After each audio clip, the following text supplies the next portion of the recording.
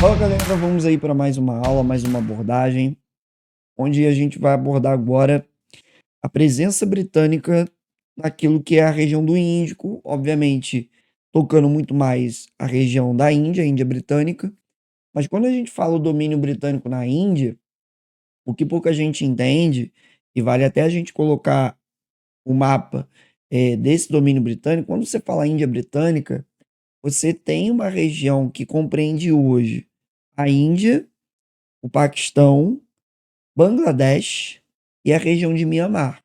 Então você tem várias regiões que formavam a Índia Britânica. Por isso que a gente tem os problemas lá do Paquistão com a Índia.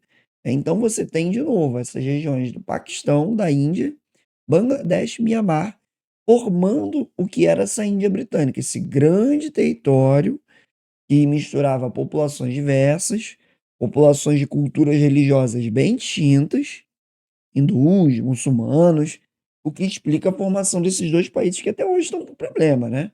Questão da Caxemira e tudo mais. Quando é que a gente começa a entender por que a Inglaterra está envolvida lá no Oriente?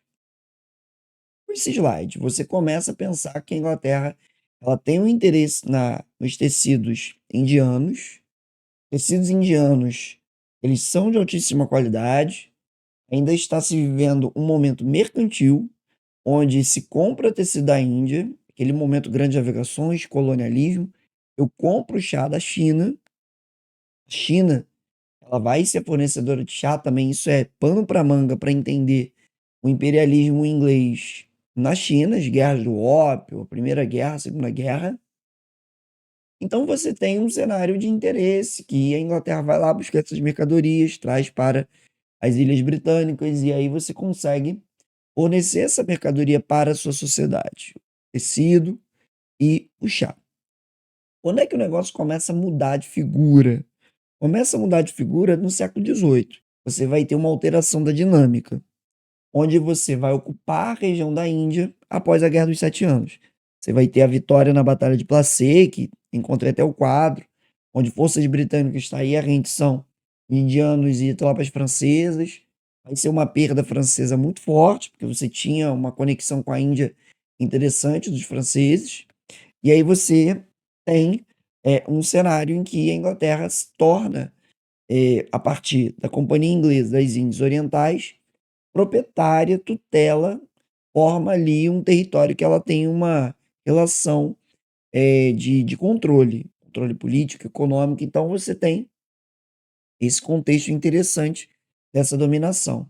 Em 1806 você tem também a anexação de Mianmar, Birmânia, que hoje é Mianmar. Então você tem uma região que vai ter uma ocupação, vai ter uma realidade inglesa muito forte ali naquele contexto. E durante esse período inicial que a companhia vai ter ali, né, nessa realidade indiana, você vai ter o monopólio da Companhia Inglesa das Índias Orientais naquele local. Naquele contexto de início do século XIX, do pensamento liberal, o monopólio da companhia vai ser rompido. E esse monopólio vai ser rompido, vai favorecer a entrada de muitos comerciantes britânicos na Índia, que vão começar a estimular uma nova dinâmica no mercado. Então, por exemplo, você vai ter aí confisco de propriedades e você vai ter o incentivo da produção de algodão, da produção de juta, da produção de cânhamo. Então, você vai ter produtos, matérias-primas que os ingleses vão se interessar. Os ingleses impõem o fim da servidão na Índia. E aí você cria um mercado consumidor de trabalho assalariado, você gera mão de obra para trabalhar nessas fazendas de algodão, cânhamo e juta. Você cria ali uma dinâmica diferente. Você começa a colocar na estrutura indiana uma fornecedora de matérias-primas e uma consumidora de produtos britânicos. Então você, no início do 19, começa a levar essas mercadorias para lá. Isso é interessante. E isso vai, obviamente, modificar a rotina lógica da realidade indiana no sentido geral. E aí, a partir de 1848, você vai dar início a uma imposição mais severa na Índia, uma administração mais incisiva, onde os britânicos vão começar a chegar em maior número, vão começar a morar na Índia. Você vai ter um aumento de tropas britânicas na Índia, você vai ter um aumento de administradores, então você vai modificar de certa forma, a sociedade indiana. É uma sociedade marcada já por uma realidade de castas e você vai alterar essa sociedade. Você começa um processo de ocidentalização, você começa um processo de ocupação de fato do território. Então, 1848, metade do século XIX, você está falando de premissas imperialistas, você está atuando de maneira imperialista, você está colocando gente excedente populacional lá, então você começa a mudar essa dinâmica territorial da relação da Grã-Bretanha com a Índia. E isso vem acompanhado, inclusive, da construção de estradas, de missões religiosas, missões científicas, de aumento da presença política. Então, você vai alterando. Essa imagem ela é muito impactante, porque você já numa sociedade de castas em que os indianos têm lá os brahmanes, os dalits, você tem os comerciantes. Eu vou botar de novo a sociedade de castas, só para a gente lembrar. Eu não sou conhecedor, mas assim, você percebe que a presença britânica é como se ele estivesse acima de todas as castas. Você tem ali uma importância britânica pesada, a ideia de uma realidade, de um reconhecimento dos britânicos que eles são acima, são melhores que os indianos, obviamente que isso acompanha aquela leitura do uso da ciência, do darwinismo social, isso vai legitimar, isso vai dar mais argumento. E o que que acontece? A invasão de manufaturas britânicas, ela vai afetar severamente a indústria indiana. Olha que interessante, eu comecei a aula falando que os indianos vendiam tecidos aos ingleses. Agora são os ingleses que vendem tecidos aos indianos. E eu estou vendendo tecidos manufaturados, maquinofaturados. Eu tenho uma produção de tecidos imensa, eu tenho uma produção de roupas imensa. E obviamente que isso afeta a manufatura artesanal que os indianos têm. Isso é uma imagem da produção de tecido indiano. E aí, cara, você não tem condição de concorrer com um produto mais barato, com um produto que chega em mau volume. Você cria medidas protecionistas prejudicando o tecido indiano, protegendo o tecido inglês, e obviamente isso vai gerar miséria, isso vai gerar muito falência de várias manufaturas indianas, e essa população que vivia da venda de tecidos não vai ter o que viver. Então você vai criar um cenário de desgraça na economia indiana, atendendo os desígnios imperialistas, que é o quê?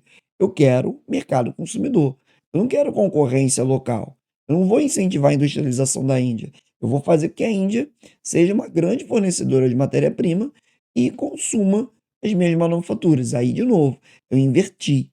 Antes eu comprava os tecidos indianos. Agora eu compro a matéria-prima e vendo os tecidos ingleses. E numa lógica em que 70% das exportações indianas era o mercado dos tecidos, o que isso vai causar? Isso aí vai causar um cenário de fome, de miséria, de desgraça na realidade indiana.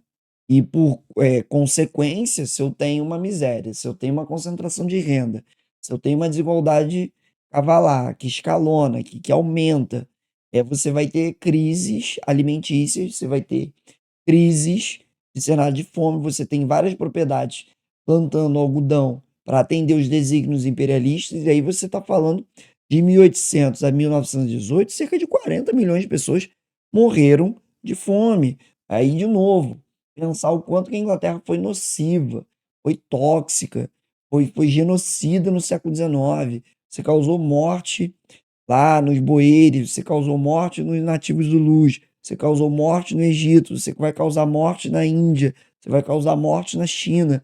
Tem muita coisa para falar, é uma aula pesada. A aula de imperialismo é uma aula pesada. Você tem os indianos que vão morrer durante a Segunda Guerra, ou lutando ou de fome, porque o Churchill não vai enviar comida para lá. Então você vai ter a famosa fome de Bengala, e é a referência aos casos de morte que aconteceram durante a Segunda Guerra Mundial. Você tem imagens de indianos morrendo de fome, de inanição, de ruas, de corpos amontoados sem comida, por conta de uma atuação imperialista estúpida, extremamente violenta, extremamente genocida. Então você tem as imagens da fome na Índia e obviamente que você vai juntando fatores e isso vai gerando uma insatisfação severa do povo indiano com a presença britânica. E não satisfeita em explorar economicamente e socialmente, culturalmente também vai ser explorada a sociedade indiana. Como? Você começa a impor, você começa a se impor sobre a sociedade indiana. Então você vai estabelecer, por exemplo, em 1830, a ida de missionários, como a gente já comentou, e aí levando cristandade uma sociedade que é muito religiosa, a gente tem uma organização social marcada por essa lógica da tradição hindu, por essa lógica religiosa, então você manda uma religião e, obviamente, isso gera problema, gera dor de cabeça. Em 1835, como está aí no slide, você tem o princípio de colocar aulas de inglês de maneira obrigatória nas escolas indianas. Então, você impõe uma cultura do inglês na realidade indiana. É o inglês até hoje, uma língua falada lá, obviamente, por conta da presença britânica por muito, muito tempo. E por conta dessa presença violenta imperialista, a gente consegue ver, né, os britânicos na imagem com os indianos. Então, você consegue observar como se estruturou uma sociedade em que os britânicos são o topo da cadeia alimentar. E a gente tem em 48 a doutrina da prescrição ou vacância, né, que é uma doutrina que eu achei absurdo. Quando o príncipe ou raj ou qualquer governante de um feudo indiano, né, e ele indiano não tiver herdeiros, aquilo vai automaticamente para as posses britânicas. E aí, se você não tiver herdeiro, você vai perdendo território. É assim, a Inglaterra, o Reino Unido, ele vai atuando de maneira muito violenta, muito tóxica com a figura dos indianos. Então você, obviamente, vai ter resposta. E essa resposta, ela vai acontecer em 1857. O que vai acontecer? Vamos lá. A gente tem uma acumulação de fatores. A gente tem a fome, a gente tem a doutrina da prescrição, a gente tem um cenário econômico horrível para os indianos. Você tem comerciantes britânicos fazendo milhares e milhares de libras com sangue indiano. E você tem as imposições culturais. Uma imposição cultural ser muito pesada a ponto de levar ao estopim daquilo que vai ser conhecido como Revolta dos Cipaios, de 57 e 59. E tem alguns que falam que é a primeira guerra de independência da Índia. Primeira tentativa, né? Tem alguns historiadores que concordam, outros discordam. Mas o importante é entender que você estabeleceu a seguinte medida. Vamos lá. Primeiro, entender que a Inglaterra ela não tinha tropas totalmente inglesas na Índia. Como assim? De cerca de 200 mil homens que você tinha na Índia, 130 mil eram soldados indianos, soldados e oficiais indianos. Aí tu vai falar, caramba, mas como é que funciona isso?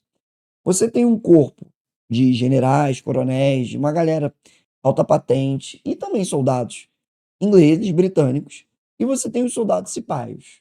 O que que é a tropa cipaia? É a tropa que ajuda no controle da colônia, mas que são de indianos, hindus, muçulmanos. Então você vai ter os cipaios ajudando. Você tem várias imagens de soldados cipaios do século XIX, fala britânica, e são indianos. Aí tem chapéu diferente, uma coisa que destaca alguns detalhes e tudo mais. Beleza. Como eu falei, eu tenho uma cultura muito religiosa, uma cultura hindu, muçulmana, muito forte.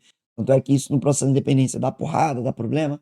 E aí você tem a Inglaterra impondo que, nessa época, os fuzis, eles eram aquela coisa de recarga de pólvora com munição. Aí tem que rasgar aquela bolsa de cartucho. E aí eu não sei se por inocência ou até por sacanagem, porque, pô, eles estão ali vivendo, estão vendo a cultura dos caras, aí eles metem uma dessa. Tem que ser muito burro para não conhecer a cultura local depois de tanto tempo presente. Eles metem uma bolsa, e a gordura da bolsa ou era de couro de porco, que os muçulmanos não comem, ou era de couro de vaca, que os hindus não comem. Então você cria um imbróglio, uma situação. A galera fala assim, cara, como é que vocês querem que a gente recarregue fuzil, isso não é da nossa cultura. Aí os britânicos falam, não, vocês têm que fazer, tem que passar por cima da cultura de vocês. Assim, complexo. Porque você vai impondo, se impondo, se impondo, até o momento que não, peraí, isso aqui não dá. E com um povo tão religioso, que respeita até hoje o Rio Ganges, que coloca seus defuntos ali, que bebe daquela água também, então que acha que tem ali uma sacralidade no rio.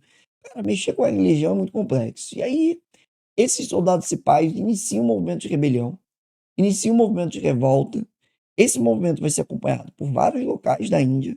Vários locais da Índia você vai pipocar esse movimento. Você tem as imagens em preto, né, na Índia, pipocando em várias partes da Índia.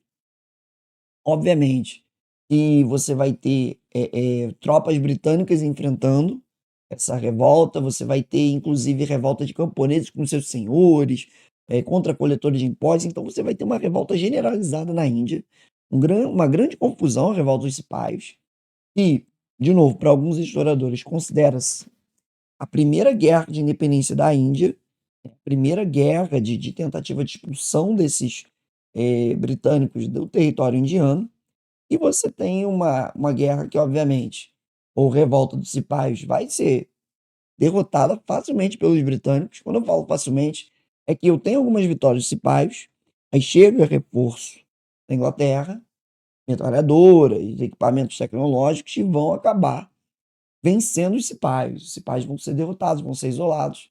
E a revolta termina oficialmente em 1859. Então começa em 57, termina oficialmente em 59. E aí, com a derrota do movimento, você coloca Charles John Canning para ser o vice-rei da Índia nesse processo de aumento do controle britânico sobre a região.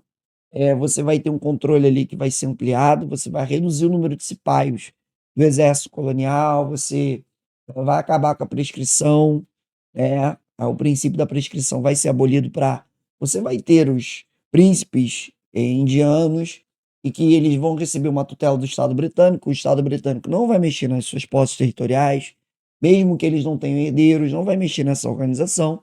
Você tem ali um entendimento de ter uma parceria com as elites locais para evitar novos motins, novos movimentos. O país, a Índia, vai ser governada a partir de Calcutá.